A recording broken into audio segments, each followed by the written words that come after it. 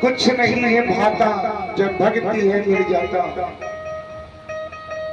भगवान जी की भक्ति में कुछ भाता नहीं है,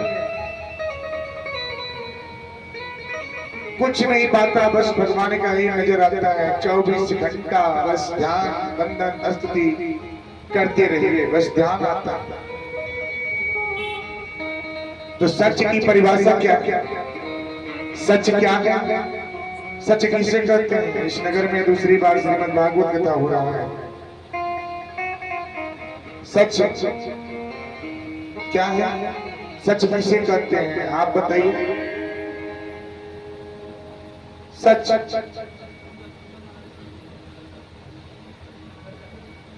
जो आप हैं तभी हैं, आप जब नहीं थे तभी वो थे, जब आप नहीं रहेंगे तभी वो रहेंगे। श्री लक्ष्मी नारायण भगवान क्या है, वही सच है।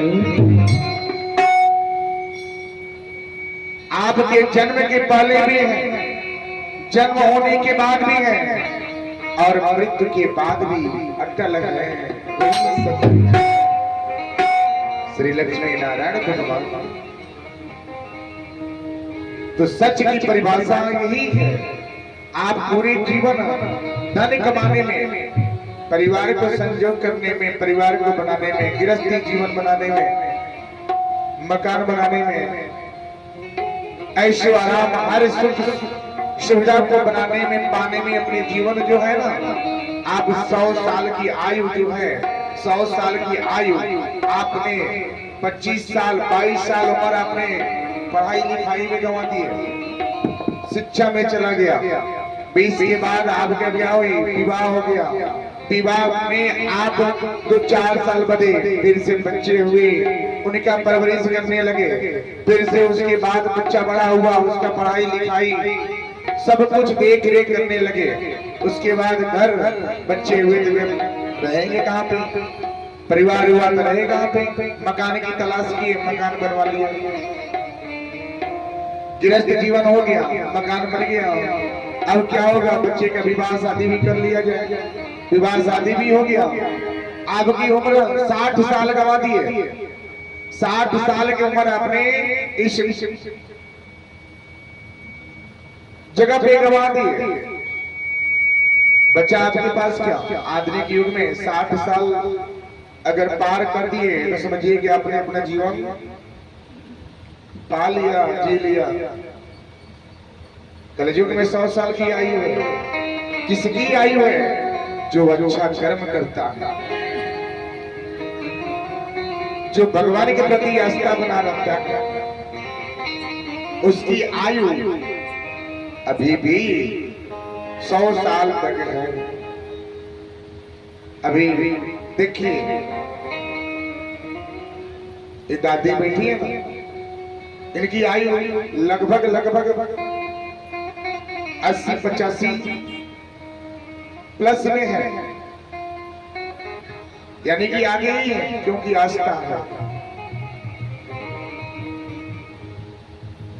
आधुनिक युग में 60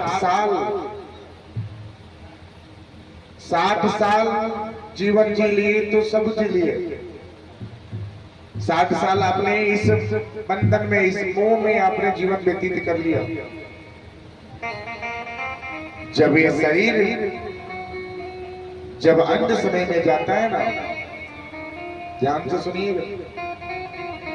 जब ये अंत समय में जाता है तब आपकी आंख से आंसू छूटता है। क्या हमको नहीं जाना है, मौत से भय लगता है, मृत्यु से भय लगता है। क्यों? क्योंकि आपने सत्कर्म किया ही नहीं, कभी ज्ञान लिया ही नहीं, भागवत कथा सुनाई नहीं। इसलिए आपको क्या भय लगता है? जब ये शरीर अंत में जाता है तो आंखों से आंसू छूट जाता है। सोचते हैं कि कुछ दिन और रह लेते, थोड़ा भक्ति कर लेते, ध्यान कर लेते, प्रभु जी का मन से बंधन कर लेते हैं, जीवन कृत हो जाता है। एक घर, एक मकान, एक गृहस्थी, एक जीवन, ये सब यहीं पे रह जाता है। जाता है तो केवल आपका कर्म, और जो आप किए हैं, जो आप भक्ति किए हैं, भगवान के प्रति जो किए हैं, वही आपके पास जाता है। ये 3.5 हाथ का शरीर जब जाता है तो इसको आप ही के पुत्र, आपके परिजन इसको क्या करते हैं, आग से जला देते हैं। जलाने के बाद इस शरीर का एक चुटकी भर राख हो जाता है। जिसके लिए आपने पूरा जीवन बनाया, ये मकान है, घर है, गृहस्थी, किससे झूठ बोले, किससे सत्य बोले, किससे विवाद किए, ये सब कुछ आपने अपने पुत्र, अपने परिवार के लिए कर लिया। लेकिन वही परिवार जब आपका शरीर जब बिछड़ता है, बिछड़ने के बाद आप ही के पुत्र, आप ही के परिवार इस शरीर को जब आग देते हैं, जल जाता है, तो शरीर बचता है चिटकी भर राख। उस राख को गले में रखते हैं और बोलते हैं गंगा लाभ करा दिया जाए। अगर गंगा लाभ कराने से शरणागति हो जावे तो हर व्यक्ति गंगा लाभ करावे। वो तो आपका कर्म है कि गंगा जी में आपका अस्थि विसर्जन हुआ। शरणागति होता है तो सिर्फ श्रीमद् भागवत गीता की रसपान करने से।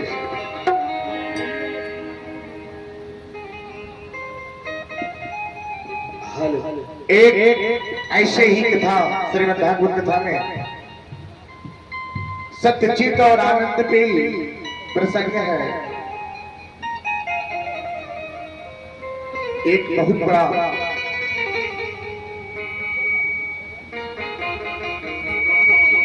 मोह में बधा हुआ एक व्यक्ति था। वो व्यक्ति बहुत ही छल कपट और बेईमानी से उसका परिवार जीवन यापन चलता था। वो दूसरों को ही सताता था, दूसरों को ही लूट पाट करके उसका जीवन व्यतीत चलता था। आज अगर किसी को लूट पाट न करें, अगर आज उसको सताए नहीं तो उसे घर की चूल्हा नहीं जले। काफी दिनों तक ये सिला चला। एक दिन की बात है, एक दिन की बात क्या है, वो व्यक्ति ऐसे ही लूटपाट करने के लिए एक जंगल में खड़ा था कि कोई आवे और उसको हम क्या करें, धन को अर्जित करें, लूट लें और परिवार को जीविका चलाएं। ध्यान से सुनिएगा।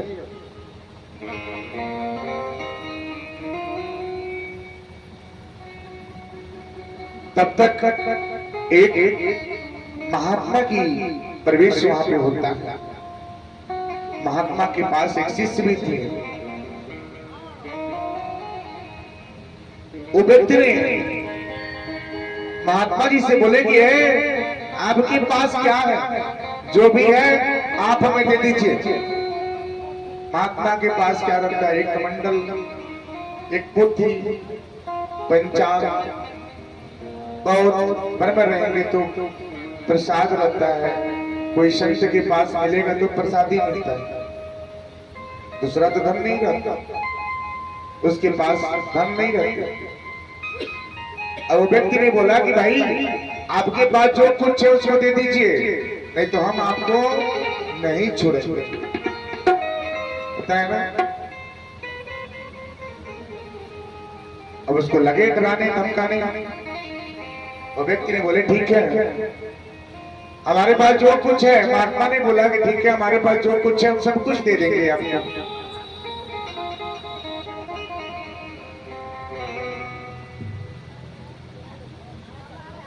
सब कुछ दे देंगे, हमारे पास जो कुछ है सब कुछ दे देंगे, लेकिन एक आपको हमसे क्या करना पड़ेगा, वचन देना पड़ेगा। व्यक्ति ने बोला कौन सा वचन दूं, ऐसा कौन सा सवाल आ गया, क्या वचन दूं मैं? भले चुपचाप आप शांति से जितना सब कुछ है हमारे पास रख दीजिए, महात्मा सब कुछ बोले सब कुछ कर दूंगा, लेकिन एक बार आपको क्या करना है, वचन देना है। बोले कि अगर एक बार वचन दे देते हैं तो हो सकता है कि इसमें ज्यादा धन हो, इसीलिए माया में डाल रहे हैं। उन्होंने बोला हाँ हाँ ठीक है हम वचन दे देते हैं आपको, हम आपको वचन देते हैं। वचन तो ले लिए महात्मा ने।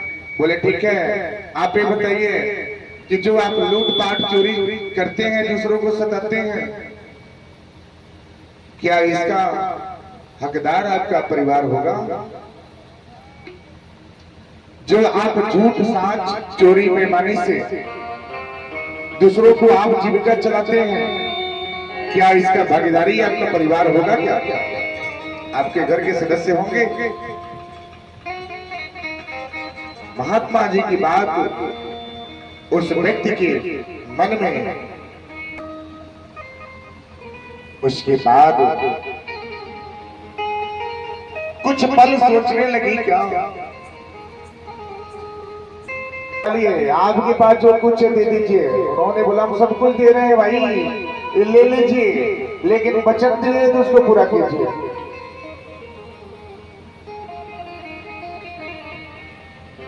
महात्मा जी की बात सुनने के बाद उसने बोला क्या करूं मैं? फिर महात्मा जी बोले कि आपका जो सदस्य है इसका भागीदारी होगा कि नहीं होगा? आप लेके जाते हैं, दूसरों को सताते हैं, दूसरों को लूटपाट चोरी करके दूसरे का, अपने परिवारजनों का पेट पालन करते हैं, पेट भरते हैं।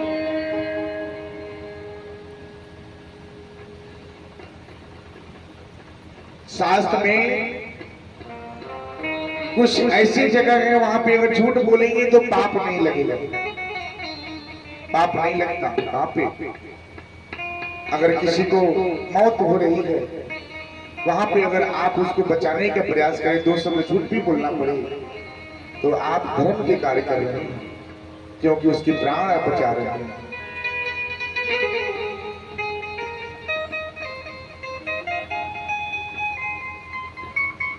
किसी गरीब व्यक्ति को अगर आप थोड़ा सा झूठा भी बोल दें, उसका अन्न नहीं है, उसके पाँव नहीं है, आंख नहीं है, परिवार एक हाथ नहीं है, उसका पालन पोषण करने के लिए थोड़ा आप बोलेंगे भी, तो वहां पे आपको दोष नहीं लगेगा।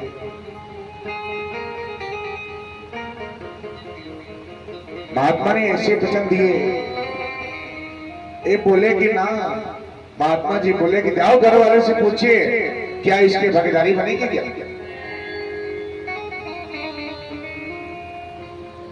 भागीदारी बनेगी? बोले कि ना, बहुत चतुर है, आप हमें भेज संदेशा लेकर हम जावें और आप यहाँ से चल दें। एक काम करते हैं, हम आपको यहाँ पे एक बांध देते हैं, बीच में बांध करके हम जाते हैं। महात्मा बोले ठीक है, कोई बात नहीं, जब विश्वास नहीं जम रहा है तो जाइए। उन्होंने एक वृक्ष में महात्मा जी को बांध दिए। बांधने के बाद ये जब घर पे गए और जा करके इन्होंने पूछा, परिवार वालों ने बोले क्या? उन्होंने पूछा कि जब मैं लूटपाट चोरी बेचारी करता हूँ, आप लोगों का पालन पोषण करता हूँ, आपका जीविका चलाता हूँ, क्या जो इसमें पाप लगता है इसमें आप भागीदारी होगी? भागीदारी होगी क्या? परिवार वालों ने बोला मैं क्यों, आप कहीं से लाइए, चोरी कीजिए, बेईमानी कीजिए, आप करते हैं, पाप आप करते हैं, तो उसका भागीदारी भी आप ही होंगे, तो हम क्यों हुए? अभी व्यक्ति जो था वो भगे भगे आया और महात्मा के शरण में गिर गए। बोले क्या? सत्य सत्य तो मैं प्रणाम गुरुवर, सत्य सत्य तो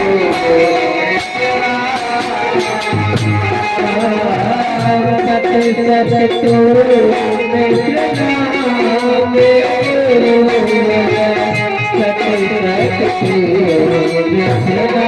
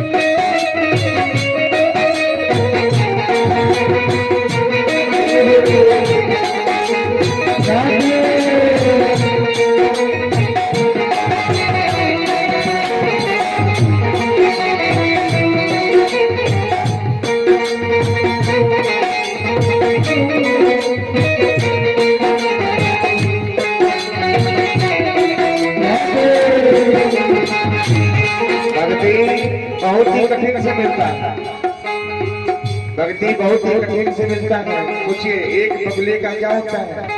एक बगुला देखिए, बगुला जब ध्यान करता है ना जल में बैठ करके, तो सीधे एक टुके ध्यान करता है कि ना आज हमको शिकार करना है, हमें आहार लेना है। उसके पलक तक नहीं गिरते हैं, उसकी निगाह इधर उधर नहीं भी चलता, क्योंकि वो ध्यान में बैठा रहता है। जिन ढूंढा दिन पाया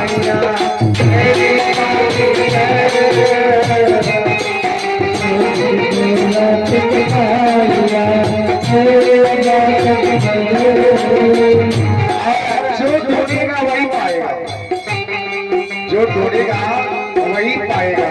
सब लोग बैठे हैं भक्ति करने, लेकिन कोई नींद से जप रहा है।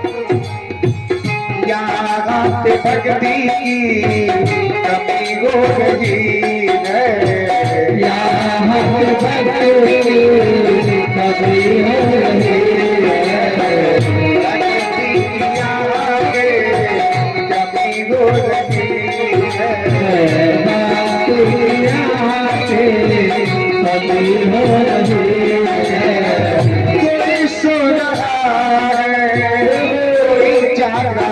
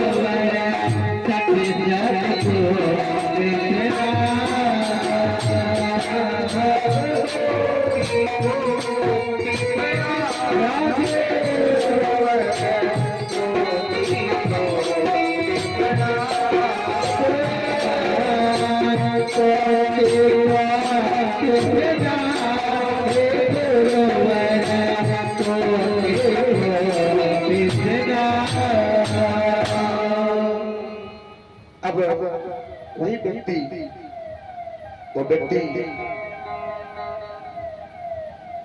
जा करके उस महात्मा जी के चरण में गिर गए और गिरने के बाद वो बोले कि हे प्रभु आप हमारे जीवन के अंधकार को दूर कर दीजिए, जीवन के अंधकार को आप दूर कर दें। हम आपके चरण में आए हैं, आपने जो बोला आज वो परिवार में वो सदस्य ने मैंने पूरा जीवन जो है उनकी भरण पोषण में लगा दिए, लेकिन आज जब आपने बोला तो जा करके मैंने पूछा तो सदस्य ने बोले क्या कि हम क्यों भागी हुए, ये तो आपका कर्तव्य है, आप जाने कि क्या करना है, पाप से करके ला रहे हैं कि पुण्य से ला रहे हैं, आप हमें ज्ञान दे दीजिए, ज्ञान दीजिए। अब महात्मा को उस व्यक्ति ने जो वृक्ष में बांधा था उसका रस्सी खोल दिए, महात्मा जी ने बैठ करके उसके माथे पे सहलाते हुए बोले क्या, अरे वत्स उठो, इतनी दुखी ना हो, आपका जीवन अंधकार है, आप एक काम करें,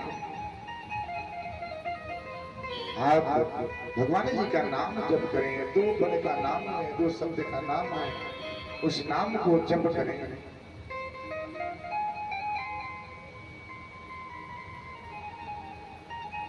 उन्होंने बोला कौन सा नाम है, उन्होंने बोला कि राम राम राम बोलिए। उस व्यक्ति के मुख से राम नाम का भी शब्द नहीं आ रहा था, क्योंकि उसने इतना पाप किया था, बस एक ही आ रहा था क्या, मरा मरा। जब भगवान जी की कृपा प्रदान हुई तो उनके मुख से निकला राम राम राम। वो व्यक्ति कोई और नहीं, एक बहुत बड़ा डाकू था, वो संत कोई और नहीं, वो महात्मा बुद्ध थे। वही अंगुलीमाल वाल्मीकि ऋषि हुए, उन्होंने वाल्मीकि रामायण की रचना कर दी।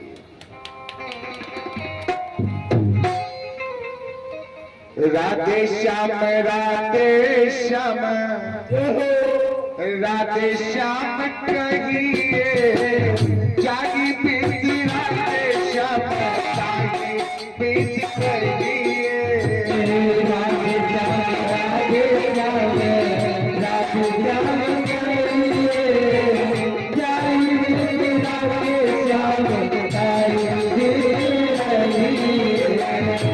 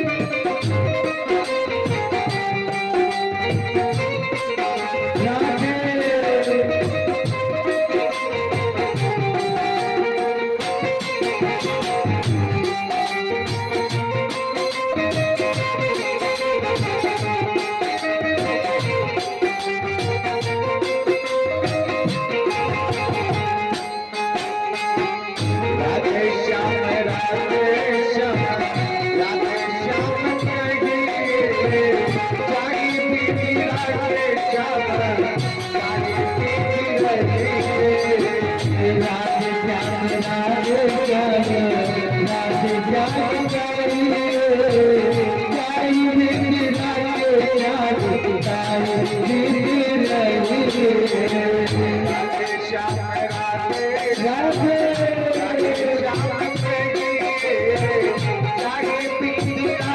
श्याम जागी बीती कहिए। राधे श्याम राधे श्याम राधे श्याम कहिए, जागी बीती राधे श्याम जागी बीती कहिए।